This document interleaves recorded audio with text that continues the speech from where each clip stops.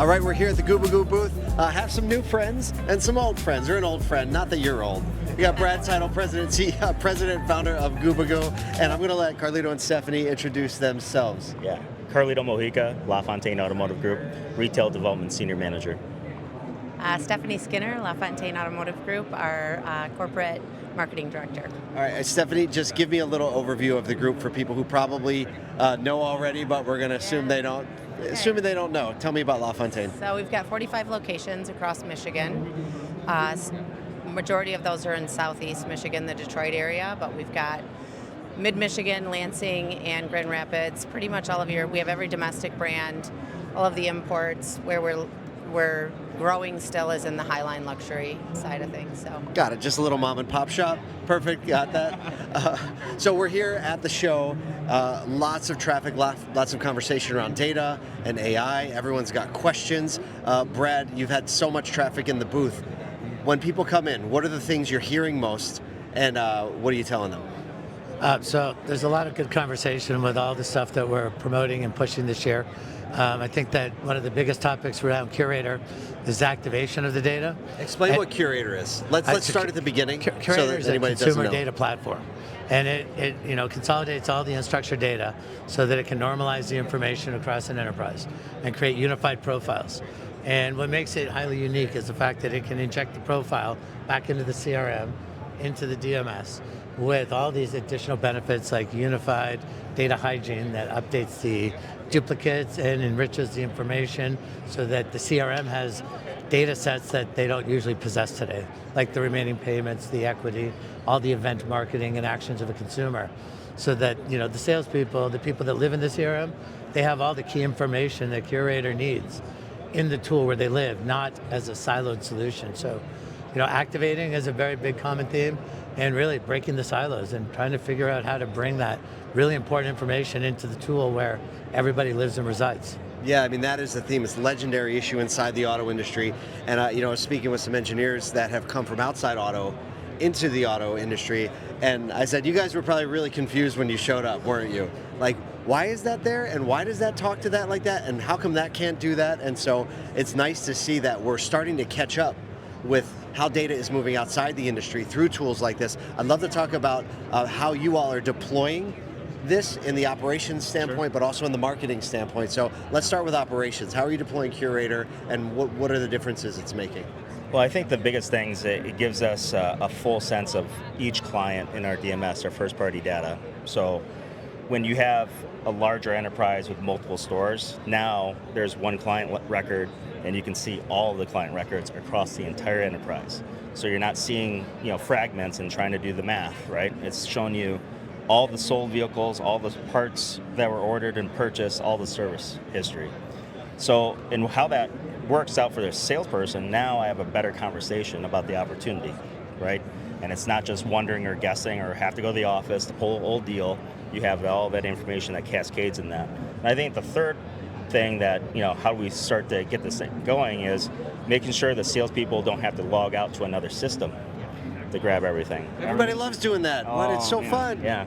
Everyone wants just one system where they can see the holistic picture, understand it, actionize it, with very curated experience to the guest. So how is that, we've been talking a lot about AI enhancing what your staff is able to do, and what you just mentioned, one of those, when all these platforms logging in and out, it just creates so much brain damage that by the time they get in front of a customer, right, they're exhausted. So have you seen a measurable, noticeable difference since you've implemented? Yeah, I think so. I think it's, what we're finding is, our salespeople, they know they have very few chances to create a good impression. Why not be prepared for that experience, right? And if you're able to do that by piecing together the puzzle and hopefully anticipate any issues that might be going down the road, having that up front really gives them the confidence when they're selling vehicles and servicing vehicles. One of the benefits of having everything in one place, able to talk to each other, is that it can affect the operations side in a meaningful way, but also marketers drool over this kind of data. So talk to me about how from the marketing side, you're taking the platform you're using to inject data into your efforts and what the results are. Yeah, it's been my passion project for quite some time. So from the marketing, it goes even further than just injecting the data into the marketing and market. I mean, we've been able to utilize data, create audiences, market to those people. The biggest benefit that I see with this is we're able to actually track the customer journey. So now, you just talked with Carlos about the operations side of it. That salesperson doesn't just see what that customer has in their garage, what they've done with us in the past. That salesperson gets to see what that customer has been doing for the last 30, 60, 90 days. I mean, every single VDP that they visit, what marketing pieces they've interacted with, how they've engaged with it, if they've switched interests in a vehicle. So you might look at their garage and think, oh, they're driving minivans. Not anymore. They're looking for that sports car. Look at what they're going to on our website. So we're able to tie that entire marketing journey to the customer.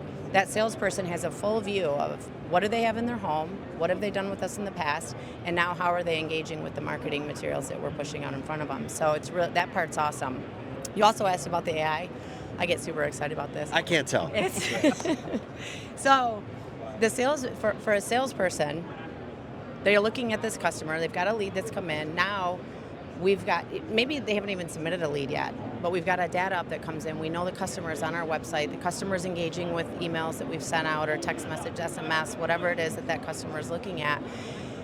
The AI within the platform generates a script, whether the salesperson wants to send out a text message, they want to send out an email, they want to pick up the phone and call.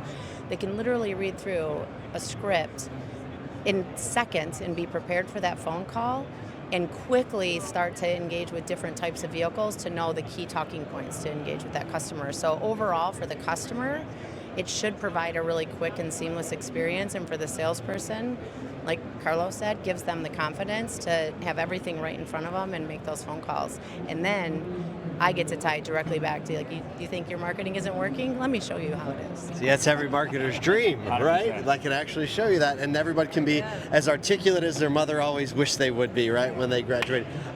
Brad, what are some of the things that are coming over the horizon? How are you going to be implementing in a deper way in the next few months? That's a great question. So, we have a more modernized and improved CRM platform that's being released at Amplify with a new user experience. When is Amplify this year? It's in August. And with the entire native integration of the unified profile within the CRM, we're going to streamline the entire best practices for the BDC sales managers at the desk with desking, the desk log, enriching the phone ups, the walk-in logs, the appointment logs, so that every opportunity is kind of like a needle in a haystack. You know the appointments that you have coming in that are about to be in market, they're going to be buying from somewhere, where before a name and an email and an appointment doesn't give it enough credence to make sure you're not missing those opportunities. Or people with their payoffs on their trade. The second thing is with Ask Ray and AI, being able to really connect across all the different platforms, where I might be looking at a vehicle on a trade that came in as a lead through a Curator, and then to know the condition of the car, how long it'll take to recon, should we be putting it on our lot or on a different store's lot because the amount of time I have to sell it isn't enough.